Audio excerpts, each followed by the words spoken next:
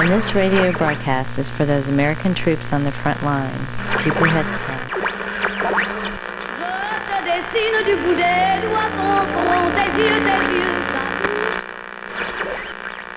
The peoples of Austria-Hungary, whose place among the nations we wish to see safeguarded and assured, should be accorded the freest opportunity of autonomous development.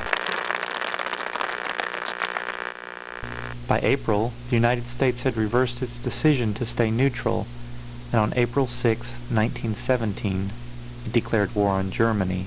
On December 7, 1917, it followed with a declaration of war on Austria-Hungary. Bulgaria and Turkey were also opposed by the Allied countries.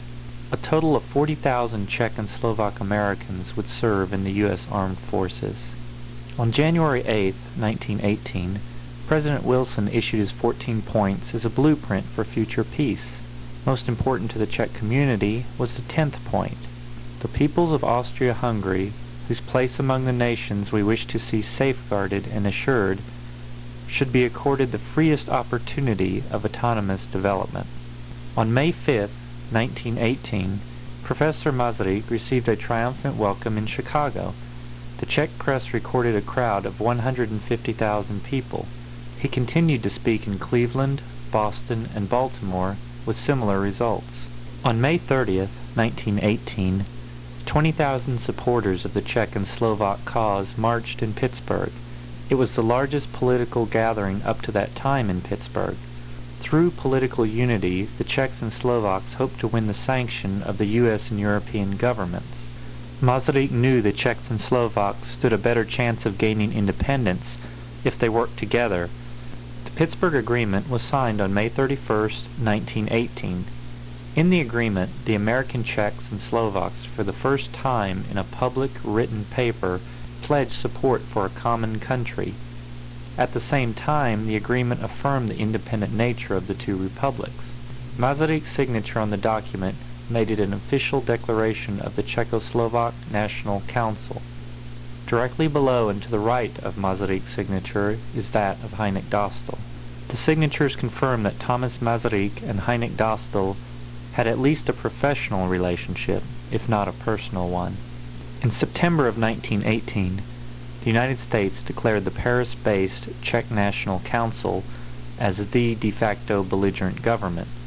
Masaryk, Beneš, and Stefanik worked diligently on a declaration of independence.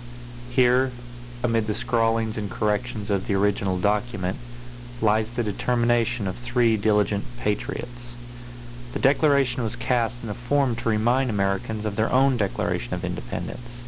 Later, in Hynek's obituary, it would list him as a signer of the Czechoslovakian Declaration of Independence, although it must refer to a later version.